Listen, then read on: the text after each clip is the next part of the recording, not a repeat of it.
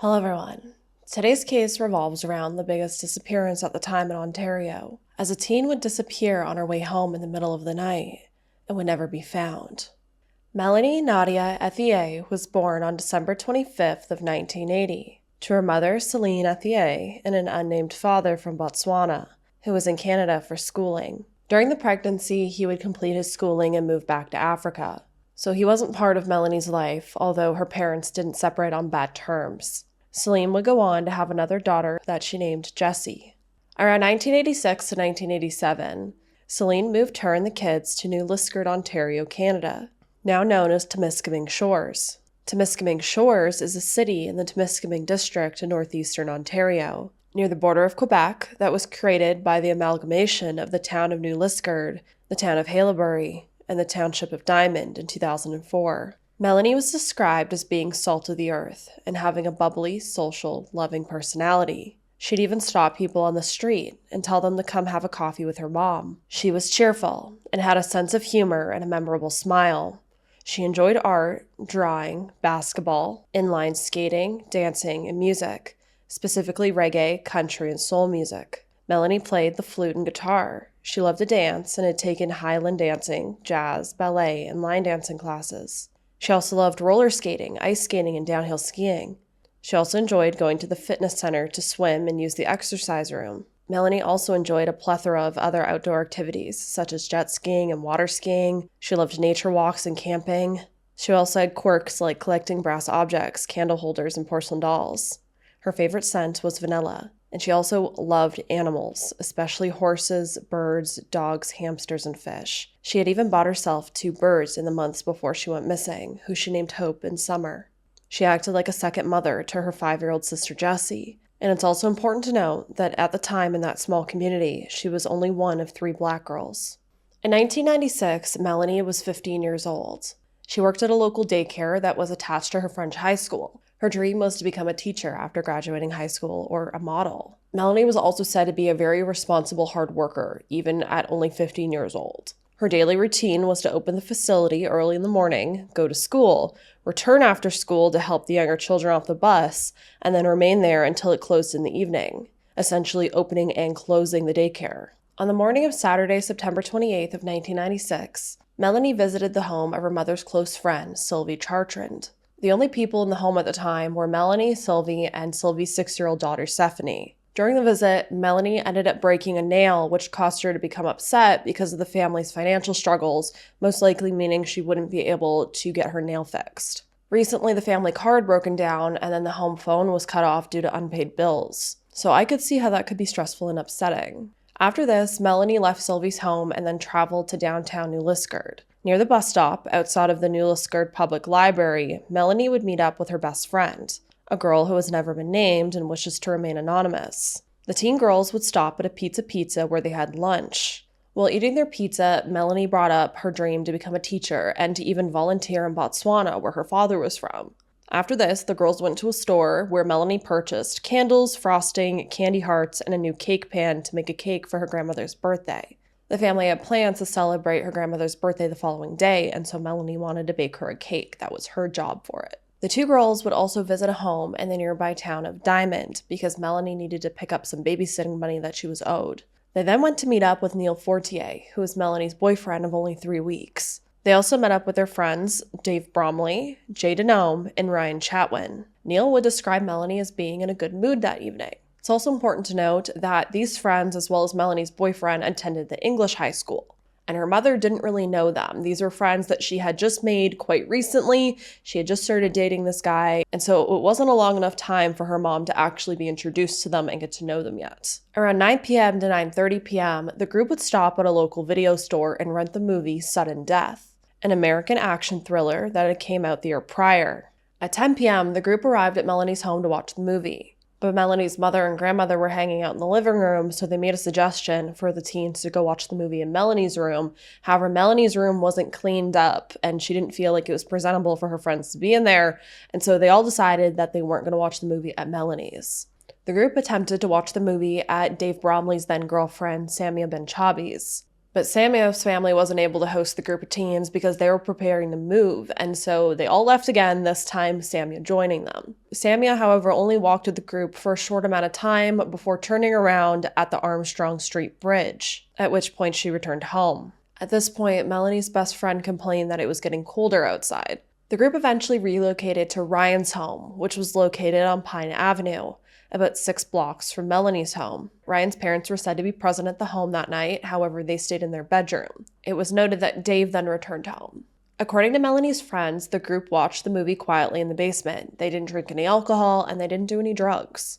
Jay would leave before the movie was over, estimated to be around 12:30 a.m. to 1 a.m. Melanie's best friend also left around this time, and she walked back to Melanie's home where her grandparents gave her a ride home. This would leave just Melanie, her boyfriend, and Ryan watching the movie. It would be noted that after Melanie's best friend left Ryan's home and went across the intersection, she noticed a suspicious vehicle slowly approaching her as if they were checking her out. The vehicle she encountered has been described as a white or light-colored Chevrolet Monte Carlo, or similar two-door model with signs of being in poor condition, including a gray patch on the right side, which was likely hiding a hole or other damage. Melanie's best friend believed that the occupants were either 2 teenage boys or 2 young men, and she noted that she never seen this vehicle ever again in town after that incident.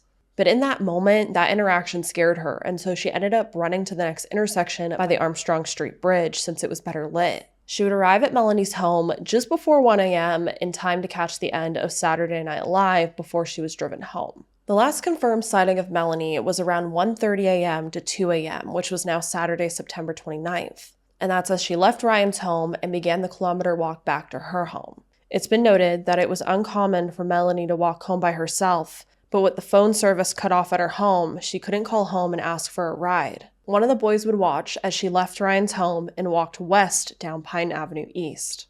Melanie's route would have taken her through 3 intersections, over the Armstrong Street Bridge, past a gas station and an apartment building, up a back alley or along a main road, and finally to the top of Church Street, where the Ethier residence was located.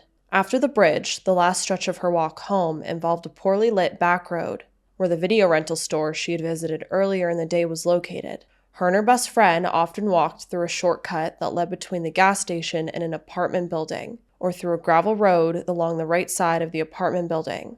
The weather that evening was said to be clear, and it had only been about 2 days since the last full moon, so it was thought that the moonlight would have been illuminating her route. Later that morning, at either 6 a.m. or 6:30 a.m., I've seen multiple different times, Melanie's alarm clock would begin to sound. However, she would not turn it off. This alarm would wake up her mother, Celine, who would walk into her daughter's room to discover that Melanie was not there. Since Melanie was such a good girl who was very responsible, Celine just thought that Melanie most likely fell asleep at her friend's home while they watched the movie, so she went back to bed, not waking up again until around 8 a.m. to 9 a.m. At 10 a.m., Melanie's grandparents would arrive at the home to celebrate her grandmother's birthday. As I mentioned, Melanie had bought the supplies the day before to make her grandmother a birthday cake, and it was supposed to be ready by that morning.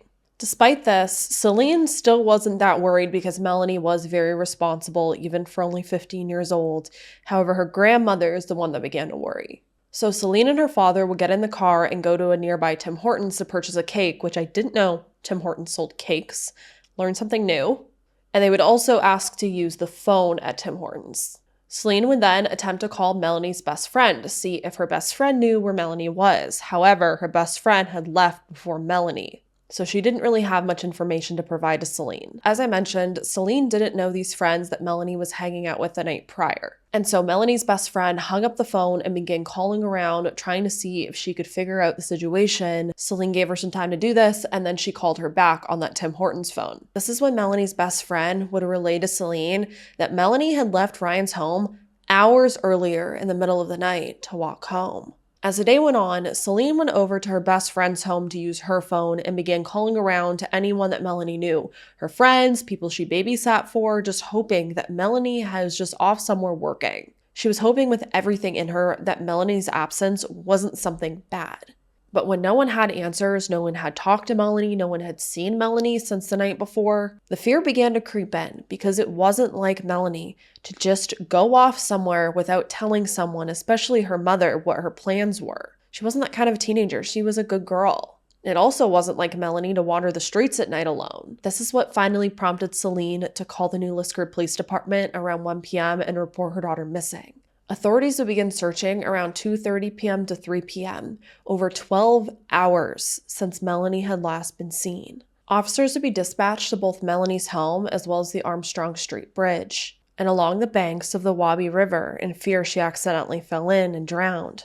When Melanie wasn't quickly found, the Ontario Provincial Police would be requested to step in and help the following day. By September 30th, the boys that had last been with Melanie the night she disappeared would all be interviewed at school with the vice principal as the only adult present, and rumors of their involvement began to negatively impact the boys. Melanie's boyfriend would confess that his biggest regret was not walking her home that night. He felt so much guilt for it. Meanwhile, a helicopter from Sudbury, a police dog team from North Bay, and a search and rescue dog from the Office of the Fire Marshal of Ontario were dispatched to expand the search around Pine Avenue, as were an OPP emergency search and rescue team and an Ontario Hydro helicopter on October 1st. Even a psychic would be brought in an attempt to find Melanie. Celine would say, quote, "My house felt like a big funeral for the first 2 weeks because I had people dropping off food, flowers, gifts. I had a lot of contact with the police. They really kept me up to date. I did many searches myself with friends." End quote. A week later, the 424 Transport and Rescue Squadron would be doing a training exercise in the nearby area, and they would also step in to help search. On Tuesday, October 8th, an underwater search and rescue team would once again begin a 3-day search of the Wabi River between the Armstrong Street Bridge and Lake Temiskaming, though clay deposits of the river reduced their visibility and forced them to search by touch alone. At some point, a Lockheed C-130 Hercules military transport aircraft was also used to search the area. Police stated that they would end up checking all of the surveillance video captured along the route that Melanie would have taken the night she vanished, as well as took note of the visitor's log in the Wheel Inn Motel near Pine Avenue. Police never recovered any security footage from the Night Owl convenience store located 1 block away from the Pine Avenue residence. In the following days, police surveillance was conducted on 3 local girls who kept getting mistakenly recognized as Melanie because they looked similar to her. Among these girls was an exotic dancer from Notre Dame du Nord. By mid-October, Melanie's case was listed with Crime Stoppers, and the public was asked to phone in with tips which could help investigators locate her. Posters and billboards would also be put up to spread the word about the missing teen. One reading, "You know what happened to me, so why don't you help?" Celine would volunteer along with Melanie's friend Jay to help distribute posters throughout the town, and as far as Timmins, Ottawa, and Montreal. Celine also wrote local newspapers and attempted to attract media companies in Toronto to pick up her daughter's story. Child Find, a national charity dedicated to finding missing children and supporting their families, had began circulating information about Melanie and her disappearance across Canada by December of 1996. Shortly before Christmas that year, the Tri-Town Region Crime Stoppers would double the reward, bringing the value up to $2,000. 2 years later, in December of 1998, the reward increased to $25,000. Despite all of the effort put into looking for this missing teen, both police and searchers were unable to determine where along this route Melanie would have taken she had disappeared or been taken from. According to Melanie's family, a single item of evidence may have been recovered during the first day of the search. However, as far as is publicly known, absolutely no evidence has ever been found. It's as if she just poofed into thin air. From what we do know, there was absolutely no reason for Melanie to have ran away. She was a good girl who loved her family, her friends, her job, her life, and she hadn't taken any of her belongings with her. She had plans the next day to celebrate her grandmother's birthday and had purchased items to do so. So pretty early on, foul play was suspected. It wouldn't be until years later, in 2010, that an eyewitness account of Melanie crossing the Armstrong Street Bridge was made public. But this report had actually been made in 1997 or 1998 when this couple had seen a photo of Melanie. This eyewitness would report that the night Melanie disappeared, it had been clear skies and there were no other pedestrians or vehicles on the bridge. She and her husband were driving across the bridge when they both spotted a teenage black girl walking south on the eastern sidewalk. At the time of the sighting, the girl was said to be closer to the north end of the bridge. The witness commented that the girl seemed too young to be walking alone at night, but she was walking unbothered and at a normal pace. Her husband had made a comment that he was unaware that there were any black girls in the town of New Liskeard. Speaks of the times. Although the witness did say that the girl's hair may have been in dreadlocks, it's possible she misidentified the braided extensions that Melanie wore just because people back then weren't educated on, African American hair texture or braids or the type of braids that they wore. So this witness just called them dreadlocks, not knowing, what the style was called. Now, despite these witnesses saying that there was no one else around, a second witness would come forward around 2008 to 2009 to say that they had also seen Melanie walking on the Armstrong Street Bridge. According to this witness, they had been at the King George Tavern, located 2 blocks from the south end of the bridge. They said they were there until 1 a.m. when they picked up food and coffee at a nearby restaurant called Norm's Forum. As they were being driven home by their friend, they spotted the girl around midway on the bridge. This would have been around 1:45 a.m. to 1:50 a.m. From her backseat view, the witness saw the girl walking on the bridge's western sidewalk when a car pulled over and 2 young men exited the vehicle. She claimed she witnessed 2 boys get out of the vehicle, corner the girl, and then coerce her into getting into the vehicle before the vehicle would speed off. The witness recalled the vehicle being a small blue or light-colored sedan, but could not remember what the girl she saw looked like. Police Detective Rob Matthews has expressed doubt about the authenticity of this version of events and has stated that media reports about similar sightings have caused an influx of non-credible tips from people who allege they saw an abduction take place on the bridge. A third sighting wouldn't be reported until 2019, over 20 years after Melanie disappeared. This witness lived on Rebecca Street, just off Pine Avenue and near docks. In a 2021 interview, this witness, who went by Denise, disclosed that around 1:45 a.m. on September 29, 1996, she was doing schoolwork in her room when she heard her girl screaming outside. Although she initially ignored the outburst, she heard more screaming about 45 seconds later and became frightened. After checking that her front door was locked, the witness snuck to her bay window and saw 3 silhouettes of people running down the street towards Pine Avenue, but no vehicles or headlights. Her husband, who was also home at the time, didn't witness this event as he was sleeping. In 2020, the OPP declassified some of Melanie's best friend's accounts from the evening she disappeared, in which she had described being spooked by a vehicle after leaving the Pine Avenue residence. Remaining anonymous, this best friend has only ever spoken to the media twice and has since moved overseas. After a podcast by Someone Knows Something was created on Melanie's case, yet another witness would come forward in 2021. According to police, the anonymous male witness was unknown to investigators before getting in touch after watching the podcast. The tip led police to La Roque Field in North Cobalt, roughly 10 kilometers from Melanie's last known location, where OPP officers and the Northeastern Emergency Response Team surveyed the site with the assistance of search dogs and drones on October 12th to 14th that year. The heavily forested terrain made looking for evidence difficult, and police suggested they would have to schedule additional days to continue searching the area. We were not aware of this particular witness. The witness heard the podcast, and we spoke to him, and we are here today searching the area of La Roque Field. To this day, Melanie's case is still active, and the province of Ontario actually has a $50,000 reward for information leading to her being found and an arrest being made. By 2010, police had over 700 tips from 500 witnesses. Yet despite all of these efforts, Melanie's family still has no answers. Celine believes that her daughter is no longer alive, and investigators seem to believe the same thing.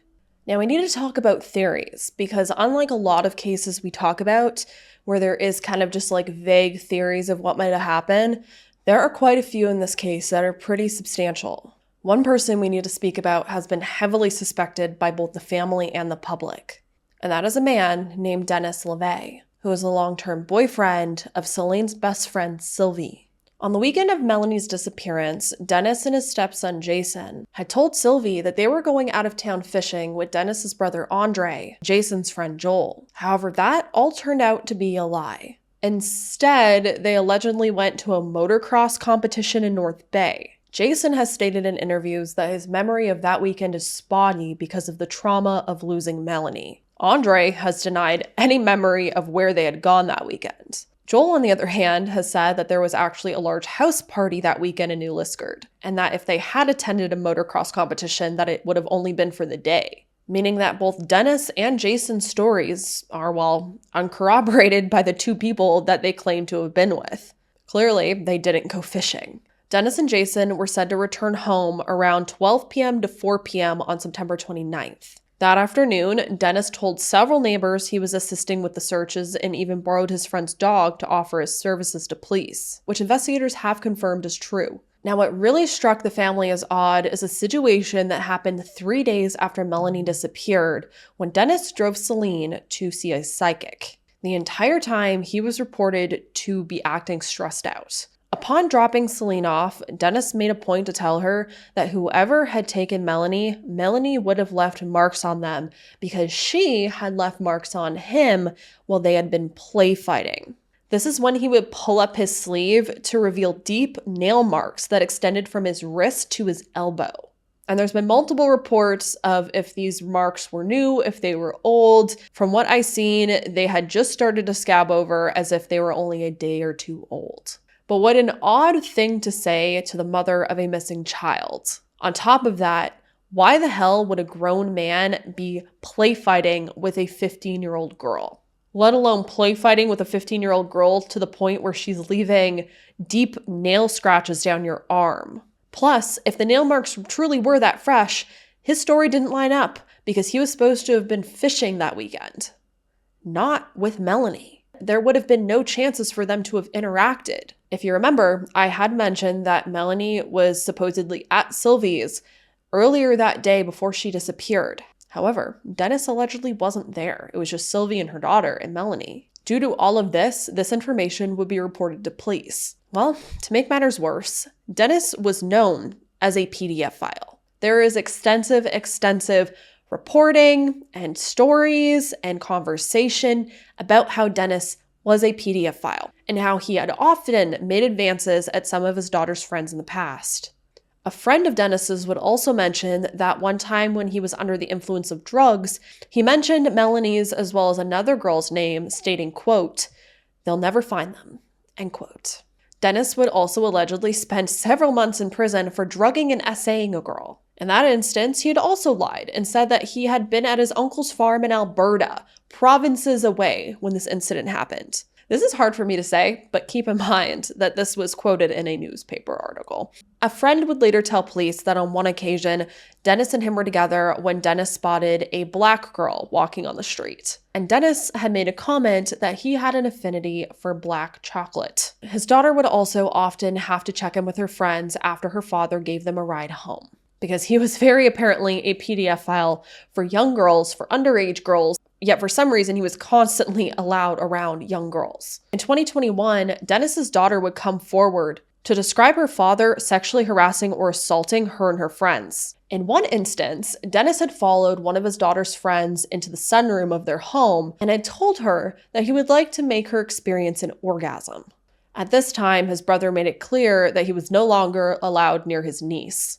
Years later, he would once again be jailed after he essayed one of his daughter's friends in the home while everyone else was asleep. Unfortunately, that time he was acquitted and released. In 2014, he would once again be facing similar charges. However, he would again be released after several months.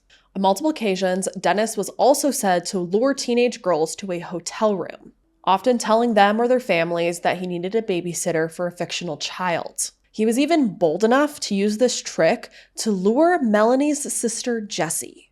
According to Jessie, Dennis had offered cleaning work at his mother's home that afternoon, but instead he took her to a hotel on the outskirts of New Liskeard, where he coaxed her inside. Dennis then locked the door and consumed a significant amount of cocaine while stripping naked and making sexual comments towards her. Dennis alternated between sitting on the bed and sitting in the room's hot tub for 4 hours as Jessie pretended to text on her phone to avoid his advances. Jessie had plans to meet her boyfriend around 2:45 p.m. that day and finally convinced Dennis to let her leave around this deadline. After that experience, she completely cut ties with him and the Tarchon family, and it convinced her that he could have had a role in her sister's disappearance. One woman, only known as Josephine, was interviewed for the Someone Knows Something podcast. She claims that Dennis came to Sudbury and arranged for her to babysit his girlfriend's child at a remote hotel, but then confessed to her that it was a lie while he was driving her there. He then spent the next 2 hours drinking heavily while commenting on her body. According to Josephine, Dennis later spread rumors that they had had sex that night. His behavior led her to also believe that he may have been responsible for hurting Melanie, saying that he may have lured her in a similar way, then acted violently after she rebuked his advances. Which does make sense. If Melanie had been walking home that night and some way, somehow, Dennis spotted her and offered her a ride, Melanie most likely would have gotten in because she knew him. It was her mother's best friend's boyfriend. And it would make sense how she would have just disappeared into thin air. She was walking one moment and then just vanished. In 2012, Dennis was still at it, and he arranged for a teenage girl to babysit his granddaughter, which this teenage girl found out was a lie when she arrived at the hotel room and Dennis began making sexual advances at her. This girl later pressed charges, and thankfully this time, he was eventually sentenced and he served time in prison for the offense. Finally. It is absolutely crazy to me that this man was continued and allowed to do this to girls. He is the definition of a predator. He was luring these girls and tricking them into going to a remote place so that he could do things to them. It's absolutely terrifying. Sylvie's son Jason also made comments alleging that Dennis's brother Andre had also made comments about a 12-year-old neighbor in the 1990s, and remembered that in one story Dennis told of where he was the weekend Melanie disappeared, he was with his brother Andre, which I don't know what Jason's whole role is here, because apparently Jason and Dennis were supposed to have been together that weekend and Jason had the similar story, so I'm not sure. I'm very confused about this, unless Jason's innocent in all of this and Dennis was just saying, oh yeah, I was with Jason, but then Jason was like, I don't know what you're talking about. A little confused by that. However, what I do know is that on 2 occasions, Dennis called Celine while in a hotel room threatening to unalive himself. He called the mother of this missing girl, who he was friends with, to talk about how he was going to alive himself. And on both occasions, Celine would show up to this hotel hoping that she would get a confession. However, he never would. He never confessed. And unfortunately, if Dennis is responsible as to what happened to Melanie, in January of 2016, he would end up dying in hospital, taking any answers he may have had with him to the grave. But unfortunately, Dennis wasn't the only suspect. In 1996, 2 minors, Michael Lafreniere and his half-brother, 17-year-old Robert Goulet, would threaten to shoot 2 black girls and shouted racial slurs at them. One of the targeted individuals, known only in the media as Sarah, was often said to look very similar to Melanie. However, in Sarah's instance, she actually owed money to a local drug dealer at the time, which also sparked a theory that because they look so similar, Melanie might have been mistakenly targeted as Sarah. Sarah and Melanie were also said to know each other since they were 2 of only 3 black girls in town at the time. However, Sarah wore her hair short, whereas Melanie had her braids. In another turn of events, both Michael and Robert would end up being arrested after they murdered a man named Louis Gauthier, who had been allegedly essaying Michael. Another theory is that Melanie might have been struck by a drunk driver that night and the death covered up. After May of 1996, bars in Ontario were said to be allowed to remain open until 2 a.m. And there was a bar called Docks near where Melanie had disappeared from, and where we also have a witness statement from. And a tip will come in to say just this. The tipster said that the person responsible for Melanie's disappearance had been driving on a suspended license and had recently gotten out of jail. They had hit Melanie, and in the panic, they loaded her into the trunk of the car and buried her at Dawson's Point. Although police would go and investigate the site, no remains ended up being found. And despite this, a lot of people do put a lot of weight on the idea that she might have been hit by a drunk driver or hit by someone and then her body hidden somewhere. And they don't so much go towards her being stalked or being kidnapped by someone due to the bridge being a kind of bad place for that to happen due to it being well lit. Police were also said to patrol the area quite often. However, I haven't seen any, statements or reports from police that night about where they were or if they seen anything. Another theory is that Melanie was killed by a white supremacist group that was active in the Temiskaming area in the 1990s. There's also other theories that a random stranger attacked her after the bars closed, or who was also just in a vehicle at the time in that area. Some people also think that Melanie was accidentally killed by hunters from the United States. However, I don't know why hunters would be shooting in the middle of the city. This wasn't, a rural area. She was walking in the middle of the city. Yes, surrounding the town is rural, but the path she would have taken wouldn't have taken her anywhere that would have, made hunters shoot her accidentally. So that one doesn't line up for me. I don't know where that theory comes from. One of the biggest theories, besides obviously Dennis, because that is a huge walking red flag, is that strange vehicle that Melanie's best friend claims to have seen when she was walking home. Samia Ben-Chabi also claimed that while she was walking her dog that night, a white delivery van pulled over and asked her for directions. The driver and his passenger were reported to be both men in their 30s to 40s. Both were described as unkempt, and one of them was only wearing an undershirt. She found the conversation uncomfortable, and when her dog began to bark aggressively at the vehicle, she decided this was time to cut it off. She didn't give the men any information, and she left. The van then, in turn, drove off. This van was also said to be spotted by a video store employee. And I mean, I think that's also possible if there was just someone in the area stalking, trying to find someone to kidnap, especially a van. We all know the stories of, white vans kidnapping children. It's very easy for a person to just pull the door over, grab the person into the van, and the driver to keep driving. There's also been a lot of stories about possibly a truck driver kidnapping her since the town was so close to the Trans-Canada Highway, but again, that falls into the same category of a random stranger kidnapping her in a vehicle. And if all of that wasn't bad enough, from PDF files to just strange men driving around in cars that night, there was also apparently known to be 3 serial killers in the area at that time. Richard Bouillon was a convicted sexual predator who murdered his 16-year-old neighbor, Julie Suprant, in Terrebonne, Quebec, on November 15th of 1999. Paul Allen Hatchie, who was a repeated violent offender and convicted of 3 essays which took place in Edmonton and 2 murders which took place in Ontario. And then we have Wayne McGray, who was a transient, active serial killer at the time of Melanie's disappearance. Between 1985 and 1998, McGray killed at least 6 girls between the ages of 7 and 18 years old, and is since claimed to have been responsible for 11 more, which have yet to be linked to him. He wouldn't be arrested until March 1st of 1998. Let's take one more good look at Melanie.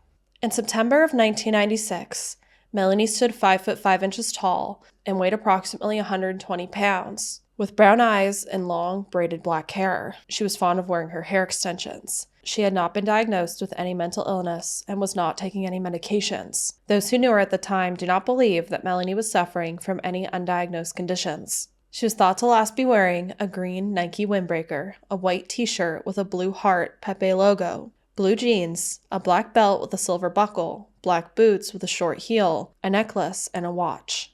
If you have any information as to what happened to Melanie that could solve this case, please contact the authorities. I'll have the information down below.